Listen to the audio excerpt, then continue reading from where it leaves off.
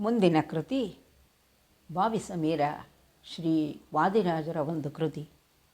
ಬಾರಯ್ಯ ಯದುಕುಲ ತಿಲಕ ತೋರಯ್ಯ ನಿನ್ನ ಮುದ್ದು ಮುಖವ. ಯದುವಂಶದ ಶ್ರೇಷ್ಠನಾದ ಶ್ರೀಕೃಷ್ಣನೇ, ನಿನ್ನ ಮುದ್ದಾದ ಮುಖವನ್ನು ಒಮ್ಮೆ ತೋರಿಸು. ಯಶೋದೆ ಮುದ್ದಿನ ಮಗನನ್ನು ಕೃಷ್ಣನನ್ನು ಕರೆಯುವ ಒಂದು ಸನ್ನಿವೇಶದ ಕೃತಿ. ಕೃಷ್ಣ, ನಿನ್ನ ಅಂದಕ್ಕೆ ಲಕ್ಷ್ಮೀದೇವಿಯೂ ಮರುಳಾಗಿದ್ದಾಳೆ. ಕೃಷ್ಣ, ಬಾಲ್ಯದ ಲೀಲೆಗಳು ಮತ್ತು ಆಟಗಳು ಸಾಮಾನ್ಯರಿಗೆ ಅಲ್ಲ, ಜ್ಞಾನಿಗಳಿಗೂ ಮತ್ತು ಶ್ರೇಷ್ಠರಿಗೂ ಮನಮೋಹಕವಾಗಿದೆ. ದುಷ್ಟಬುದ್ಧಿಯವರೆಂಬ ಆನೆಗಳನ್ನು ಅಟ್ಟುವ ಸಿಂಹದ ಮರಿಯಂತೆ ನೀನು ಪರಾಕ್ರಮ ಶೌರ್ಯವುಳ್ಳವನು. ಕುದುರೆಯ ಮುಖವುಳ್ಳ ಹಯವದನ ರೂಪದ ವಾದಿರಾಜರ ಅಂಕಿತದ ಈ ಕೃತಿಯಲ್ಲಿ ಹಯವದನ ದೇವನಿಗಿಂತ ಮಿಗಿಲಾದ ದೈವವನ್ನು ಎಲ್ಲಿಯೂ ಕಂಡಿಲ್ಲ. ವಾದಿರಾಜರು ಹಯವದನ ಅಂಕಿತದಿಂದ ಶ್ರೀಕೃಷ್ಣನ ಸೌಂದರ್ಯ, ಲೀಲೆ, ಶಕ್ತಿ, ಅವನ ಬಾಲ ಲೀಲೆಗಳನ್ನು ಭಕ್ತಿಪೂರ್ವಕವಾಗಿ ವರ್ಣಿಸಿದ್ದಾರೆ. ಬಾರಯ್ಯ ಯದುಕುಲ ತಿಲಕ ತೋರಯ್ಯ ನಿನ್ನ ಮುದ್ದು ಮುಖವ. ಬಾರಯ್ಯ ಯದುಕುಲ ತಿಲಕ ತೋರಯ್ಯ ನಿನ್ನ ಮುದ್ದು ಮುಖವ. ಓರಂತೆ ಮುದ್ದಿಸಿ ಯಶೋದೆ ಕುಮಾರನೇ ಬಾರೆಂದಳೈ. ಓರಂತೆ ಮುದ್ದಿಸಿ ಯಶೋದೆ ಕುಮಾರನೇ ಬಾರೆಂದಳೈ. ಬಾರಯ್ಯ ಯದುಕುಲ ತಿಲಕ ತೋರಯ್ಯ ನಿನ್ನ ಮುದ್ದು ಮುಖವ. ಬಾರಯ್ಯ ಯದುಕುಲ ತಿಲಕ ತೋರಯ್ಯ ನಿನ್ನ ಮುದ್ದು ಮುಖವ. ಅಂದವಾದ ನಿನ್ನ ಮುದ್ದು ಮುಖದ ಚಂದವನ್ನು ತಾ ನೋಡಿ. ಅಂದವಾದ ನಿನ್ನ ಮುದ್ದು ಮುಖದ ಚಂದವನ್ನು ತಾ ನೋಡಿ. ಕಂದಿ ಕುಂದಿ ಇಂದಿರೆಯು ಮರುಳಾಗಿ ಕಂದ ನಿನ್ನ ಪೊಂದೆ ನೆಂದಳೈ. ಕಂದಿ ಕುಂದಿ ಇಂದಿರೆಯು ಮರುಳಾಗಿ ಕಂದ ನಿನ್ನ ಪೊಂದೆ ನೆಂದಳೈ. ಬಾರಯ್ಯ ಕೃಷ್ಣ ಬಾರಯ್ಯ ಕೃಷ್ಣ ಬಾರಯ್ಯ ಯದುಕುಲ ತಿಲಕ ತೋರಯ್ಯ ನಿನ್ನ ಮುದ್ದು ಮುಖವ.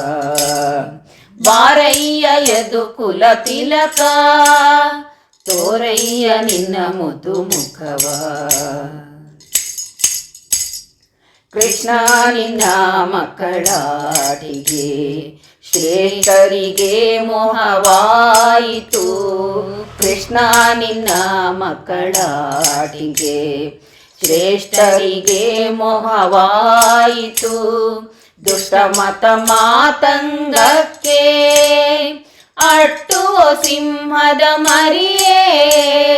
ದುಷ್ಟ ಮತ ಮಾತಂಗಕ್ಕೆ ಅಟ್ಟುವ ಸಿಂಹದ ಮರಿಯೇ. ಬಾರಯ್ಯ ಕೃಷ್ಣ ಬಾರಯ್ಯ ಕೃಷ್ಣ ಬಾರಯ್ಯ ಯದುಕುಲ ತಿಲಕ ತೋರಯ್ಯ ನಿನ್ನ ಮುದ್ದು ಮುಖವ.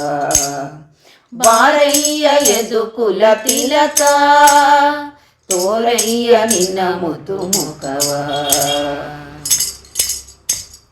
ಇಂಥ ಹಯವದನನ್ನ ಇಂಥ ದೇವರ ನಾ ಕಾಣೆ. ಇಂಥ ಹಯವದನನ್ನ ಇಂಥ ದೇವರ ನಾ ಕಾಣೆ. ಪಂತವೇನೋ ಎನ್ನ ಕುಡೆದಿನ ಮಣಿ ತಿಂತಿಣಿಯೇ ಬಾರೆಂದಳೈ.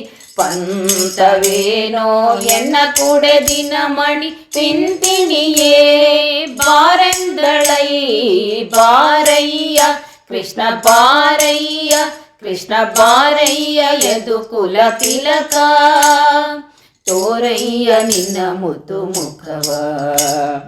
ಬಾರಯ್ಯ ಯದುಕುಲ ತಿಲಕ ತೋರಯ್ಯ ನಿನ್ನ ಮುದ್ದು ಮುಖವ.